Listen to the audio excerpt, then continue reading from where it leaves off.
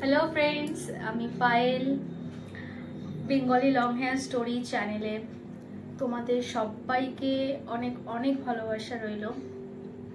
তোমাদের ভালোবাসাতে আমরা আজকের অনেকটা পথ এগিয়ে এসেছি, অনেক অল্প সময়। এইভাবে আমাদের পাশে থেকো আর আমাকে সাপোর্ট করে যেও, যাতে আমি আরও অনেক দূর এগিয়ে যেতে পারি।